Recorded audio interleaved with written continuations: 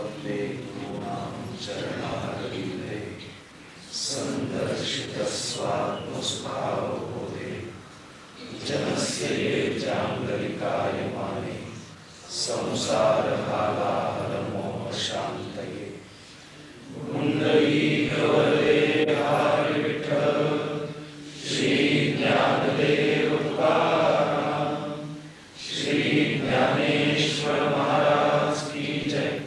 परमहंस सद्गुरु स्वामी स्वरूपानंद महाराज की जय। परमहंस सद्गुरु स्वामी माधवनाथ महाराज की जय। सर्व संतन की जय जय जय रघुवीर।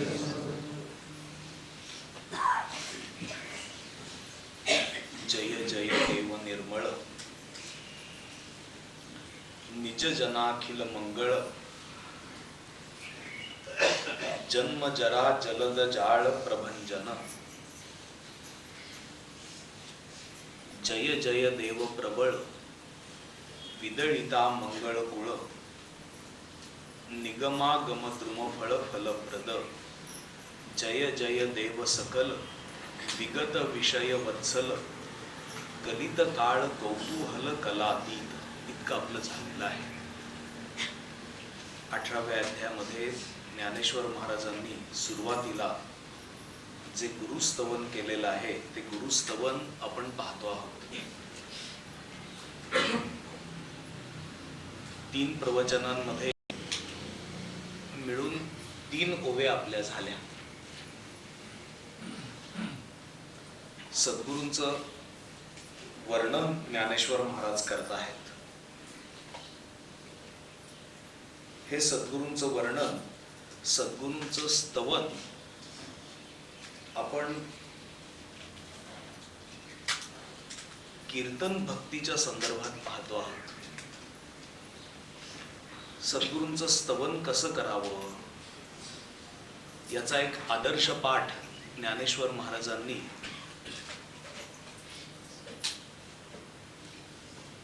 दहाव्या अध्यायापासून जी सद्गुरु स्तवन केलेली आहेत त्याच्यामधून घालून दिलेला आहे। शब्द प्रभू अशा ज्ञानेश्वर महाराजांना शब्दांची वानवा नाही। ते शब्द प्रभू भाषा प्रभू जसे आहेत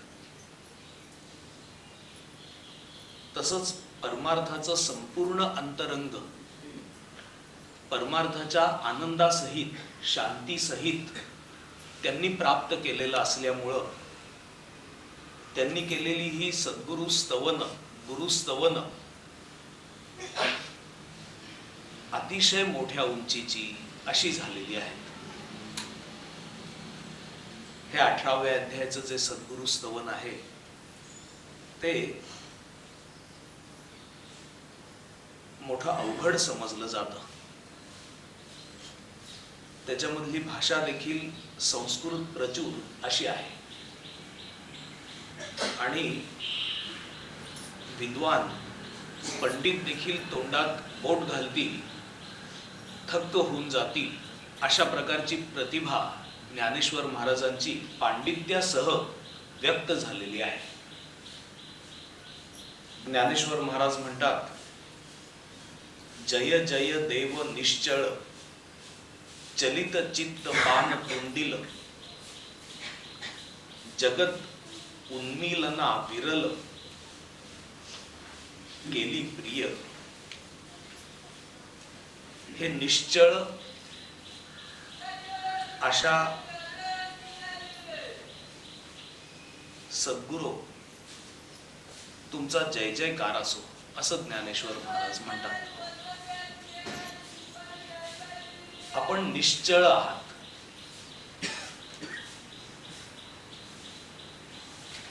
चलित चित्त पान तुंदिल। चलित चित्त म्हणजे चंचल चित्त चंचल मन चंचल अशा चित्ताचं सेवन करणारे पान करणारे आणि चंचल अशा चित्ताला संपून टाकणारे असे आपण आहात. चलित चित्त पान तुंदिल. आणि अशा प्रकारे चित्ताचं पान केल्यामुळं, चित्त संपवल्यामुळं, चित्त नाहीस केल्यामुळं ज्यांचं उदर, पोट तुंदिल, थुलथुलीत झालेलं आहे, असे काय वर्णन केले बघा. जय जय देव निश्चळ चलित चित्त पान तुंदिल. तुंदिल तनु. आता गणेशोत्सव येईलच, हा शब्द इतक्या वेळेला आपल्या ऐकला जाईल.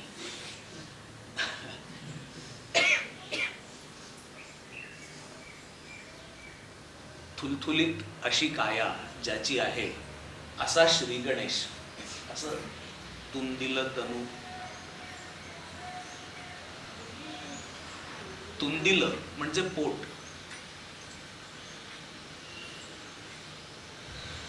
पण ते पोट सगळ्या बाजूनी चांगलं सुटलेलं असं पोट. जय जय देव निश्चळ चलित चित्त पान. सद्गुरूंनी भोजन तर भरपूर केलेलं आहे. कशाचं भोजन केलेलं आहे तर चंचल अशा चित्ताचं भोजन केलेलं आहे. आणि त्यामुळं ज्यांचं पोट थुलथुलीत झालेलं आहे असे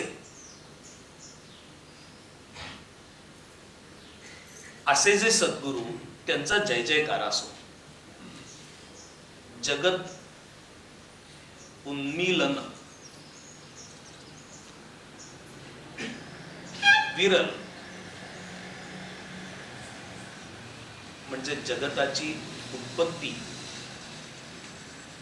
आणि नाश करण्याची जी क्रिया आहे ती क्रिया ज्यांची अत्यंत आवडती आहे असे केली प्रिय.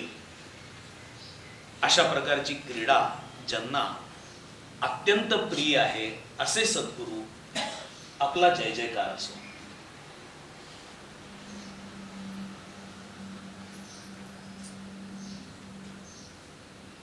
सद्गुरू हे निश्चळ म्हणजे कोणतंही चलन ज्यांच्यापाशी नाही असे आहेत.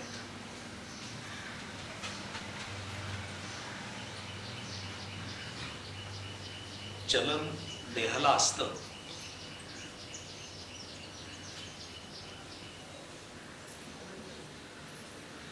चलन चित्ताला असतं, बुद्धीला चलन असतं, अंतःकरणाला चलन असतं.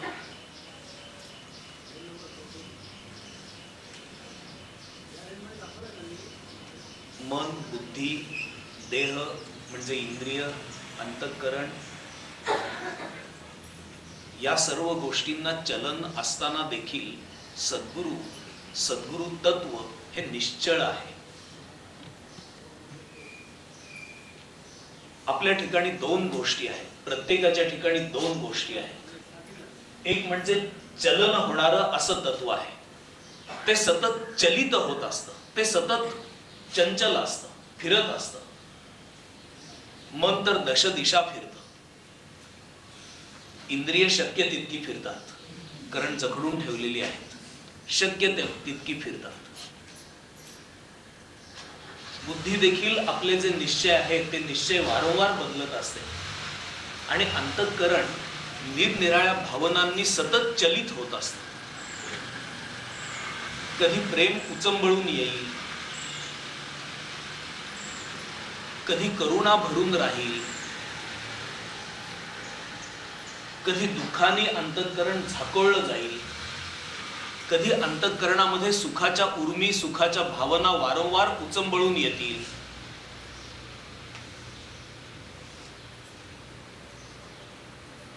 अंतःकरण दुखावेल, अंतःकरण सुखावेल.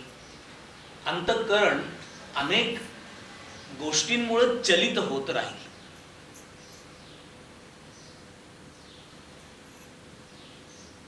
चित्ताचं देखील चलन भरपूर होतं. चित्ताच्या ठिकाणी नारायणासारखं जर चिंतन रमून राहिलं, चित्ती बैसले चिंतन नारायण नारायण, तर ते चित्त एका ठिकाणी स्थिर झालेलं आहे असं मानलं जातं, असं समजलं जातं.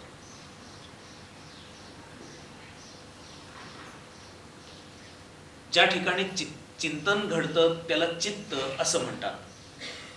आणि येणारे जाणारे अनेक प्रकारचे विषय असतील त्याला मन असं म्हणतात. मन आणि चित्त याच्यामध्ये फरक केलेला आहे.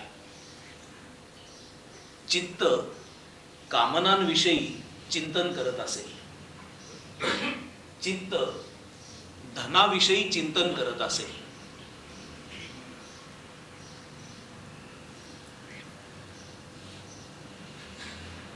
चित्ताच्या चिंतनाचे शेकडो विषय आहेत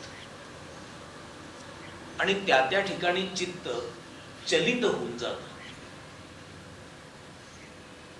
आपल्या ठिकाणी अशा प्रकारे चंचल होण्याचे असे अनेक भाग आहेत आणि आपल्याच ठिकाणी एक असा भाग आहे की तो मुळीच चलित होत नाही, ज्याच्या अधिष्ठानावर हे सर्व चलित होतील पण तो मात्र स्थिर असेल असा एक घटक आपल्यापाशी आहे. आपल्याला त्याची जाणीव नाही, कारण आपण कधी त्याला जाणून घेण्याचा प्रयत्न केलेला नाही. गाडीचं चाक असावं, ते चाक सतत फिरताना दिसावं, पण चाक जोपर्यंत सतत फिरत आहे तोपर्यंत त्या चाकाच्याच ठिकाणी असा एक भाग आहे की जो अत्यंत स्थिर आहे, अत्यंत अचल आहे. तो फिरत नाही, तो अचल आहे म्हणून चाक फिरत आहे. एक आस असेल, तो आस अत्यंत अचल असेल, त्या अचल अशा आसावर ते चाक फिरत राहील. आपल्याला बैलगाडीचं चाक फिरताना दिसेल पण एक न फिरणारा असा भाग त्याच्या ठिकाणी असेल की ज्याच्या अधिष्ठानावर ते चाक फिरत राहील. आपल्या ठिकाणी देखील इंद्रिय, मन, बुद्धी, चित्त, अंतःकरण फिरत असताना एक न फिरणारा भाग आहे की जो आपल्याला दृग्गोचर नाही, पण जो आपलाच भाग आहे, ज्याच्याविषयी आपल्याला दात फिकीर नाही, ज्याच्याविषयी आपल्याला माहिती नाही. आपल्याला असं वाटतं की मी किती चंचल आहे, माझं मन किती फिरतं, कारण मी मनाला मी असं समजतो. माझी बुद्धी किती निश्चय करण्यात कमकुवत आहे, त्याचे निश्चय सारखे बदलत राहतात. याच्यावरून मी असं ठरवतो की मी निश्चळ नाही, कारण माझी बुद्धी अत्यंत चंचल आहे. कारण आपण बुद्धीला मी असं समजतो. आणि डोळ्यांचे विषय झाले की कानांचे विषय, कानांचे विषय झाले की जिभेचे, खाण्याचे विषय, स्पर्शाचे विषय, एका पाठोपाठ एक विषयांमध्ये इंद्रिय कार्यरत असतात. आपण असं म्हणतो की मी किती चंचल आहे. वस्तुतः जो मी आहे तो मी मनाच्या, बुद्धीच्या, इंद्रियांच्या, चित्ताच्या, अंतःकरणाच्या देखील पलीकडे आहे. पण त्या मी बद्दल आपल्याला कोणतीही माहिती नाही. त्या मीच्याच अधिष्ठानावर हे सगळे फिरत आहेत. ज्याच्या अधिष्ठानावर हे सगळे फिरत आहेत तो मात्र अत्यंत निश्चळ आहे. एक चंचल असेल, एक अचल असेल आणि एक निश्चळ असेल. जे चंचल आहे ते चंचल थांबतं तेव्हा त्याला अचल म्हटलं जातं. जेव्हा बुद्धी थांबून जाते तेव्हा ती अचल होते. जेव्हा मन थांबून जातं तेव्हा ते अचल होतं. जर स्थिर एखादी व्यक्ती उभी असेल की जे जवळपास अशक्य आहे, तर ती अचल झाली असं म्हटलं जाईल. अंतःकरण देखील अचल होऊन जाईल. जेव्हा चित्त अचित्त होईल, जेव्हा मन अमन होईल, जेव्हा अंतःकरण शांत होईल तेव्हा म्हणजे या सर्व गोष्टींच्या अचल अशा भावामध्ये मग या अचलाच्या पलीकडे जे निश्चल तत्व आहे ते निश्चल तत्व समजून येईल. अचल होण्याचीच मारामार, मन क्षणभर थांबण्याचीच पंचायत.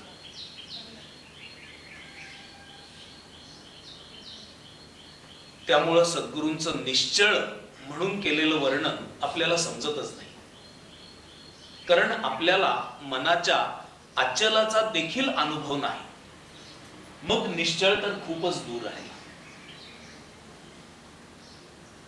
त्या निश्चळाच्या ठिकाणी अचलाच्याही आत, अचलाच्याही पलीकडं, अचलाच्याही अधिष्ठानभूत असं एक तत्व आहे. त्या तत्वाला परब्रह्म सत्ता, परमात्मा असं म्हटलेलं आहे. हे अत्यंत निश्चळ आहे. सद्गुरु या निश्चळ अशा परमात्म तत्वाशी एकरूप होऊन राहिलेले आहेत. तुमचा जय जयकार असो. जय जय देव निश्चळ. चलित चित्त पान तुंदिल.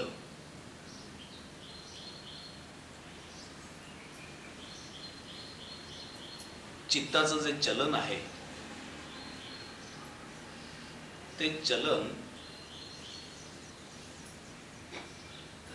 आपलं मूळ आत्मस्वरूप ओळखण्याच्या आड येत.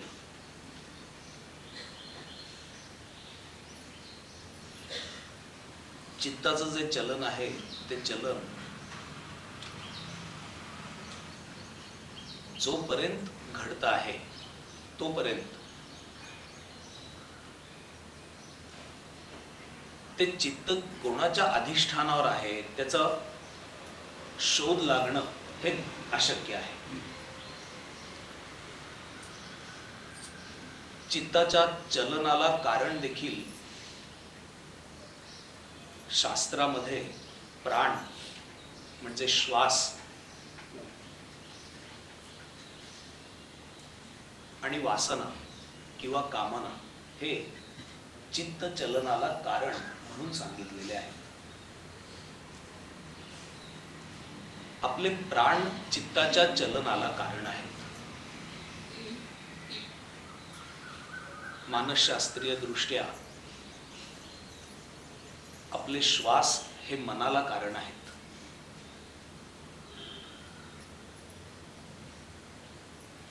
मनामध्ये जे विचार उठतात तर ते विचार त्याचे सूक्ष्म अणू हे वातावरणामध्ये असतातच. आपण जेव्हा श्वास घेतो तेव्हा श्वासाबरोबर ते अणू देखील आत घेतो.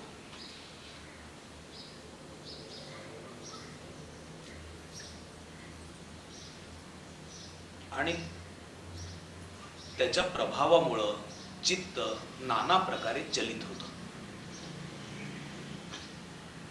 वातावरणामध्ये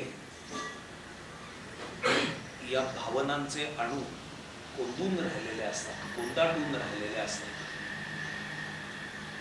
त्यामुळंच तुम्ही थिएटरमध्ये गेलात तर तुम्ही कसेही असलात तरी देखील, कितीही सात्विक असलात तरी देखील तुमच्या चित्तावर एक परिणाम तिथल्या वातावरणाचा होतो.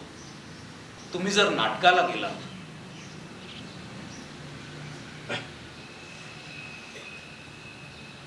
तर थिएटर मधलं, सिनेमा थिएटर मधलं आणि नाटकाच्या थिएटर मधलं देखील वातावरण वेगळं वेगळं असतं. वेगळा क्लास असतो. तिथला परिणाम, तिथल्या भावनांचा परिणाम तुमच्यावर झाल्याखेरीज राहत नाही.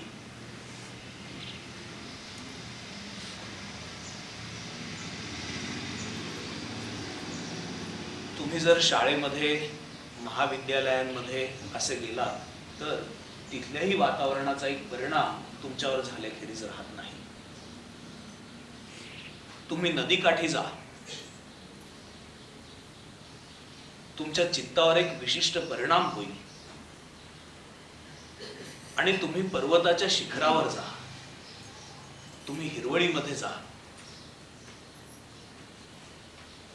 तुम्ही दरी खोरी पहा, तुमच्या चित्तावर एक विशिष्ट परिणाम होईल.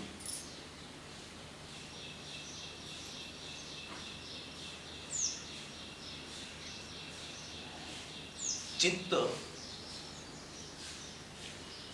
अवतीभोवतीचं जे वातावरण आहे त्या वातावरणातून जे प्राण शरीरामध्ये येतात त्याप्रमाणे फिरत राहतं. रामचंद्रांच्या जीवनामध्ये अशी एक गोष्ट आहे की वनवासाला रामचंद्र वनवासामध्ये असताना एका विशिष्ट भागातून जाताना लक्ष्मणाच्या मनामध्ये असा संदेह निर्माण झाला, विकल्प निर्माण झाला की आपण साधलं काय यांच्या बरोबर येऊन. हे तर यांचं गृहस्थ जीवन जगत आहे आणि आपण आपल्या पत्नीचा देखील त्याग करून यांच्या बरोबर आलो.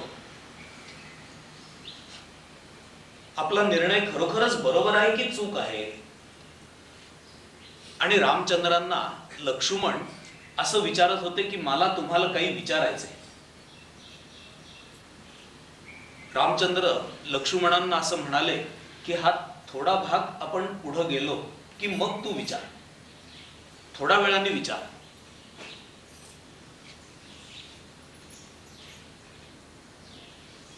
आणि तो भाग ओलांडून पलीकडे गेल्यानंतर एक योग्य जागा पाहून रामचंद्र बसले आणि लक्ष्मणाला म्हणाले की तुला काय विचारायचं होतं ते विचार. तेव्हा लक्ष्मण म्हणाला की मी तिथं जे तुम्हाला विचारू शकलो असतो ती भाषा आत्ता माझ्या मुखातून येऊ देखील शकत नाही. मी आता तसा विचारही करू शकत नाही, पण माझ्या मनामध्ये विकल्प आला, ही गोष्ट खरी आहे. तेव्हा रामचंद्रांनी असं सांगितलं की तो जो भाग होता त्या भागामध्ये दानवांनी, असुरांनी तप केलेलं होतं, विध्वंस केलेला होता, असा तो भाग होता. त्या भागामध्ये अनेक दुष्कृत्य घडली. त्याचा परिणाम तुझ्या बुद्धीवर झाला, तुझ्या चित्तावर झाला हे मी ओळखलं. चित्तावर अशा प्रकारे परिणाम होतो. म्हणून तर तुम्ही ध्यान मंदिरात आलात, अध्यात्म मंगलधाम मध्ये आलात की तुमचं चित्त बदलून जातं. तुम्ही आळंदीला गेलात की तुमचं चित्त बदलून जातं. तुम्ही सज्जनगडला गेलात तुमचं चित्त बदलून जातं. तुम्ही पावसला गेलात तुमचं चित्त बदलून जातं. अशा करता की त्या विचारांचे अणू त्या वातावरणामध्ये असतात. चित्ताच्या चलनाला प्राण कारण आहे असं जे शास्त्रामध्ये सांगितलेलं आहे, तर श्वासोच्छ्वास कारण आहेत असा त्याचा अर्थ नाही. श्वासोच्छ्वासांच्या बरोबर जे अणू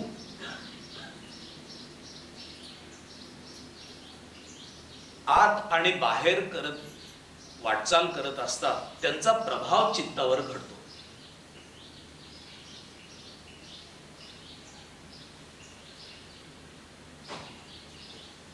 तसंच प्राण अजून एका परीने चित्ताच्या चलनाला कारण आहेत.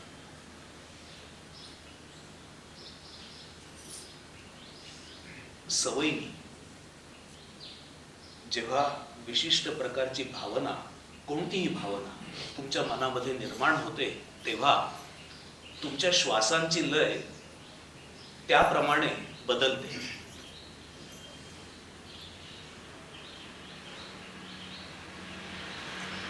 तुम्ही श्रवणाला बसलेले असाल तेव्हा तुम्ही पहा की तुमच्या श्वासांची लय काय आहे. तुम्ही एखादी गोष्ट समजून घेत आहात, तुमच्या श्वासांची एक विशिष्ट लय असते. त्या विशिष्ट लयीमध्येच तुम्ही श्रवण करता, तुम्ही ती गोष्ट समजून घेता. लोभाचा प्रसंग असेल तेव्हा तुम्ही आठवून पहा किंवा इथून पुढं तुम्ही लक्ष द्या की तुमच्या प्राणांची एक विशिष्ट लय सुरू होते आणि लोभाची भावना तुमच्या मनामध्ये निर्माण देखील होते. कामाच्या वेळेला तुमच्या ठिकाणी श्वासांची एक विशिष्ट लय असते. ध्यानाच्या वेळेला, उत्तम ध्यानाच्या वेळेला देखील श्वासांची एक विशिष्ट लय असते. क्रोधाच्या वेळेला श्वासांची विशिष्ट लय असते. हा प्रयोगही करून पाहण्यासारखा आहे की जर तुम्ही क्रोधायमान झालेले असाल तर तुम्ही भस्त्रिकेसारखे प्राण घेऊन सोडा. तुम्ही तुमच्या श्वासांची लय बदलून टाका, क्रोध नाहीसा होऊन जाईल. तुम्हाला जर लक्षात येत असेल की तुम्ही कामनेनी ग्रस्त होत आहात तर तुम्ही तुमच्या प्राणांची लय फक्त बदलून पहा. तुमच्या मनातले कामाचे विचार नाहीसे होऊन जातील.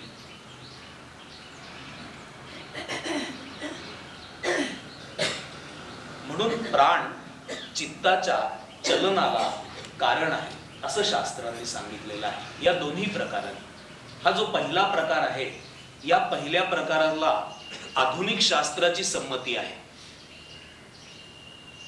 की विचारांचे अणू सगळीकडे फिरत असतात आणि त्या अणूंचं ग्रहण जर झालं तर त्या पद्धतीने विचार धावू शकतात. विचारांचे अणू हे सर्वत्र भरून राहिलेले आहेत. कमी अधिक प्रमाणात सर्वच ठिकाणी सर्व प्रकारचे अणू भरून राहिलेले आहेत. अशा वेळेला एका विशिष्ट लयीने जर श्वास घेता आला तरी देखील तुम्ही या अणूंपासून आपला स्वतःचा बचाव करू शकता. चित्ताच्या चलनाला प्राणांबरोबर वासना देखील कारणीभूत होतात.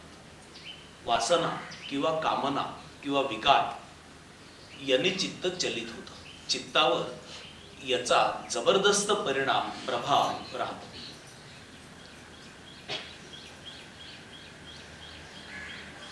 आले क्रोधाचे काविरे पिशाच्या परी वावरले असं म्हटलेलं आहे. कोणत्याही प्रकाराने जर विकारग्रस्त असं चित्त झालं तर ते चित्त चलित होतं, भरभर भरभर फिरत राहतं.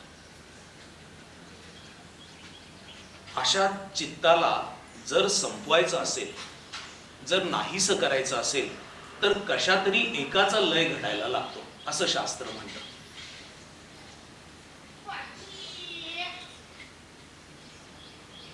प्राणांचा अथवा श्वासांचा जर लय घडला तर उर्वरित दोन्ही नाहीसे होतात. चित्त आणि वासना दोन्ही नाहीशा होतात. या तिनांपैकी एकाचा जर लय घडला तर उर्वरित दोन्ही नाहीसे होऊन आपण आत्मरूप होऊन जातो. स्वरूप सुखापर्यंत आपण प्राप्त होतो. आपली जी ध्यानाची पद्धत आहे त्या ध्यानाच्या पद्धतीमध्ये मनाकडे साक्षीत्वाने पाहून चित्ताचा लय आणि चित्ताचा लय घडल्याबरोबर प्राणांचा आणि वासनांचा लय असा अपेक्षित आहे. आपण जे ध्यान करतो त्या ध्यानाच्या पद्धतीमध्ये आपण सुरुवातील जे दीर्घ श्वसन करतो ते दीर्घ श्वसन अशा करता करतो की आपल्या चित्ताची ध्यानाला अनुकूल अशी लय बनावी म्हणून आपण दीर्घ श्वसन करतो. त्याचा देखील एक आपण अभ्यास करतो. दीर्घ श्वसनामध्ये चित्त सहज शांत होण्याची प्रवृत्ती असते म्हणून आपण सुरुवातीला दीर्घ श्वसन करतो. त्या दीर्घ श्वसनामुळं चित्त स्वाभाविकरित्या शांत होतं आणि मग स्वाभाविकरित्या शांत झालेल्या या चित्ताकडं साक्षीत्वाने पाहून दोन वृत्तींमधलं जे अंतर आहे त्या वृत्तींमधलं अंतर पकडायचा, सापडवायचा आपण प्रयत्न करतो. आणि जर ते अंतर आपल्याला सापडलं, लोकेट झालं, समजलं तर ते अंतर कालांतराने वाढवण्याचा देखील साधकाचा उद्देश असतो. पण ही गोष्ट मुद्दामहून करण्यासारखी नसते, कारण मुद्दामहून करायला गेलं तर पुन्हा चित्त चलितच होतं. म्हणून सदैव चित्ताकडं म्हणजे चित्तात उठणाऱ्या विचारांकडं, वासनांकडं साक्षीत्वाने पाहायला, अलिप्तपणाने पाहायला सांगितलेलं आहे. जर अलिप्तपणाने पाहता आलं तर विचार नाहीसे होतात आणि दुसरा विचार उठेपर्यंत, कोणताही विचार नाहीसा होऊन दुसरा विचार उठेपर्यंत क्षणभर का विना चित्ताचं अचित्त होतं, मनाचं अमन होतं. आणि कालांतराने दोन विचारांच्या मधली ही गॅप, अमन अवस्था वाढायला लागते. ही जेव्हा वाढते तेव्हा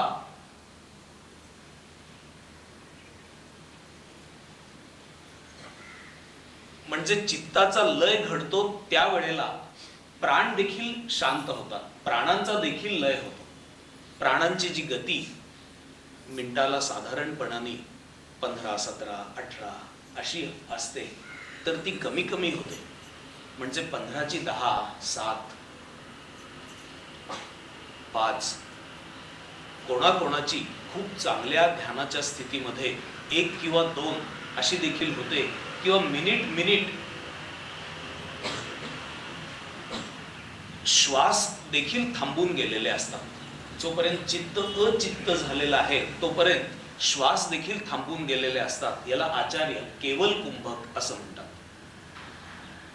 सहजच श्वासांचा निरोध होऊन जातो, स्वाभाविक निरोध होतो, प्रयत्नांशिवाय निरोध होतो, त्याला केवल कुंभक असं म्हणतात. हा प्रयत्नांशिवाय झालेला जो कुंभक आहे, केवल कुंभक, तो चित्ताचा लय झाल्यामुळे घडतो आणि त्यावेळेला वासना देखील नाहीशा झालेल्या असतात. ज्ञानेश्वर महाराज याचं वर्णन करताना वासनांतरांची विवंचना आपैसी पारुखे अर्जुना असं म्हणतात. पुढं काय? वासनांची विवंचना आपैसी, जे वेळी गगनी लयो मना पवने कीजे. बघा, वासनांतरांची विवंचना आपोआप थांबून जाते ज्या वेळेला गगनाच्या ठिकाणी मनाचा लय आणि त्याच्या पाठोपाठ श्वासांचा लय घडतो, तेव्हा या तीनही गोष्टी नाहीशा होतात आणि साधक आत्मभावाला प्राप्त होतो. ही आपली ध्यानाची प्रक्रिया आहे. तर हठयोगामध्ये प्राणांचा लय होतो, जसा इथं चित्ताचा लय होतो आणि पाठोपाठ प्राणांचा आणि वासनांचा लय होतो. हठयोगामध्ये प्राणांचा लय होतो. प्राणांचा लय झाल्यानंतर वासना आणि चित्त यांचा देखील लय होतो. पण मार्गदर्शक गुरूंच्या मार्गदर्शनाखालीच प्राणांचा लय सातत्याने दीर्घकाळ प्राणायाम करून कुंडलिनी जागृत होऊन त्या कुंडलिनीचा प्राणांसकट सुषुम्ना नाडीमध्ये जेव्हा प्रवेश होतो तेव्हा हा प्राणांचा लय होतो. आणि प्राणांचा लय झाल्यानंतर मग वासना आणि चित्त यांचा देखील लय होतो. वासनांचा लय जर झाला तर चित्त आणि प्राण यांचा देखील लय होऊन जातो. पण वासनांचा लय करणं ही कोणत्याही ध्यानाच्या साधनेत मोडणारी गोष्ट नाही. चित्ताचा लय अथवा प्राणांचा लय आणि त्याच्या पाठोपाठ उर्वरित दोघांचा लय आणि आत्मबोधाची प्राप्ती हा ध्यानाचा मार्ग आहे. आणि वासनांचा लय बहुंशी पूजेमध्ये, भजनामध्ये, नामस्मरणामध्ये, तीर्थयात्रेमध्ये असा घडतो. ज्या वेळेला चित्त निर्वासन होतं, एका विशिष्ट वातावरणामुळे होतं. आळंदीला गेलो आणि दर्शन घेतलं आणि चित्त निर्वासन झालं, त्या ठिकाणी कुठं प्राणांचा लय केलेला नव्हता अथवा चित्तांचा लय केलेला नव्हता. पण अंतःकरणामधल्या सात्विक भावाच्या उद्रेकामुळे वासनांचा लय झाला. सत्वोद्रेक असे शब्द आहेत. त्या सत्वोद्रेकामुळं वासनांचा लय झाला आणि वासना नाहीशा झाल्याबरोबर समाधीला नमस्कार करत असताना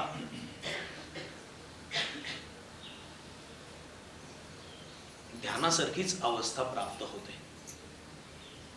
चित्त शांत होऊन जातं, प्राण स्तब्ध होऊन जातात आणि साधक आत्मभावामध्ये जातो. नामस्मरण करत असताना चित्त नामाशी एकरूप होऊन जातं. इतकं एकरूप होऊन जातं की आपण रामरूप आहोत अशा प्रकारचा ध्यास जो नामाच्या प्रत्येक नामाबरोबर अभ्यास करत घेतलेला असतो, त्या ध्यासामुळं तशा प्रकारची वृत्ती नामामुळं धारण केलेली चित्तावर आरूढ होते. आपण रामरूप आहोत, आपण परमात्मरूप आहोत हा भाव निर्माण झाल्याबरोबर वासना नाहीशा होतात. कोणतीही ध्यानाची प्रक्रिया घडलेली नसते. पण निर्वासन अशा स्थितीमध्ये सहजच चित्त स्थिर होऊन जातं, नाम ही बाजूला पडतं, वासनांचा पत्ता नसतो आणि जे ध्यानाने प्राप्त होतं त्याच ठिकाणी साधक अशा प्रकारच्या प्रक्रियेने सहज जाऊन पोहोचतो. विनोबा असं म्हणतात की कर्म करत असताना देखील निर्वासन स्थिती जर प्राप्त झाली म्हणजे ही एक अवघड अशी बाब आहे.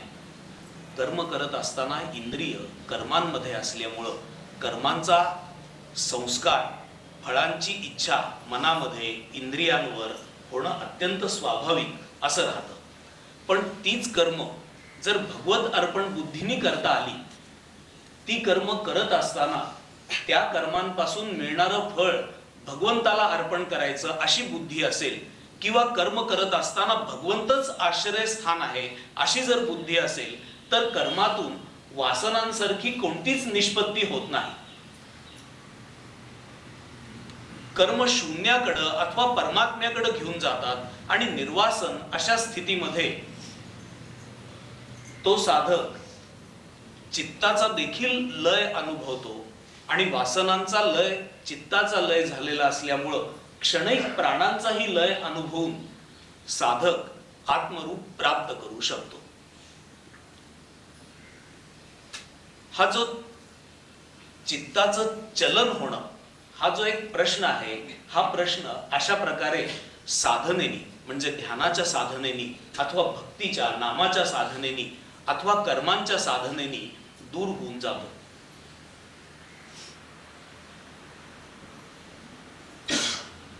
ज्यांनी अशा सर्व अंगानी सर्व मार्गाने चित्ताचं चलन रोखण्याचा प्रयत्न केला, चित्ताचं चांचल्य ज्यांनी पचवलं, असे सद्गुरू चलित चित्त पान तुम दिलं आणि त्यामुळं अशा प्रकारे चित्ताचं चलन त्याचंच पान केल्यामुळं, त्याचाच स्वीकार केल्यामुळं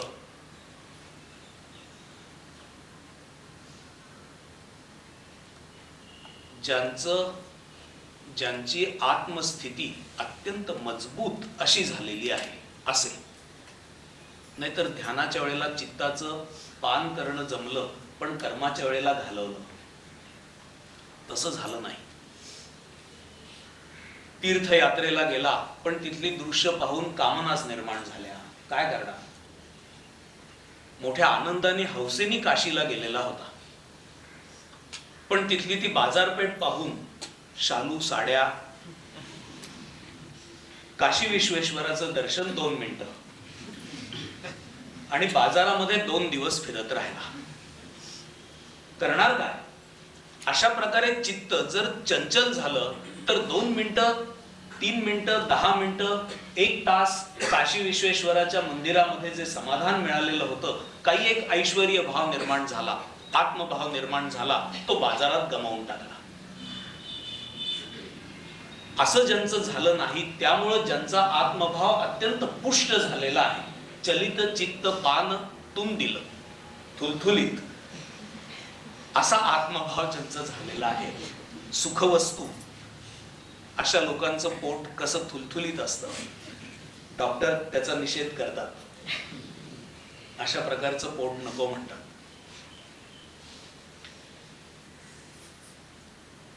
जगत उन्मीलन विरल, उन्मीलना विरल केली प्रिय, वेळ संपली. पुढच्या वेळेला पाहू.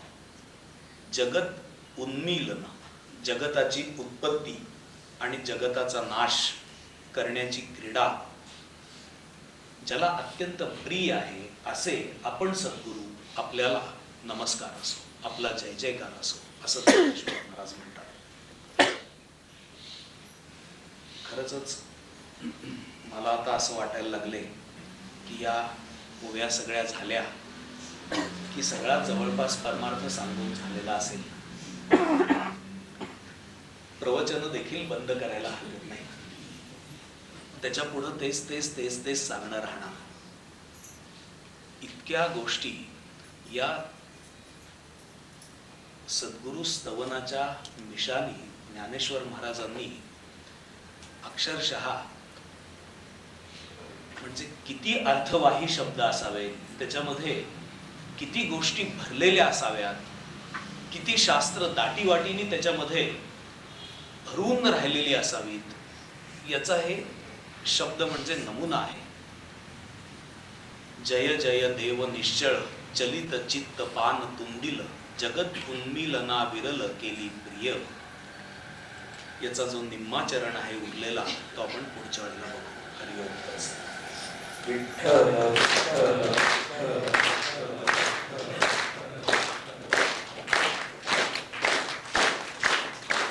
म्हणतो योगी थोर विरागी तत्वज्ञानी संत तो सत्करिवर परात्पर गुरु ज्ञानदेव भगवंत.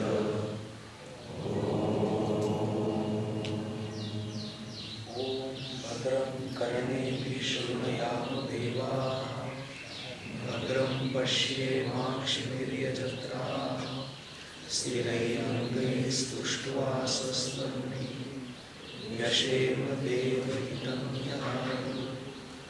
ॐ शान्ति शान्ति शान्ति.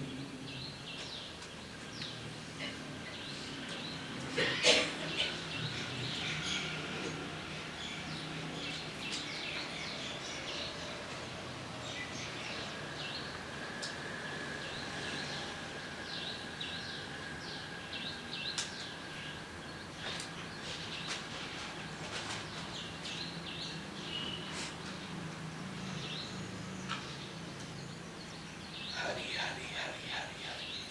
राम स्वामीजी हरी हरी. बोला जगद्गुरु श्री ज्ञानेश्वर महाराज की जय. परमहंस सद्गुरु स्वामी स्वरूपानंद महाराज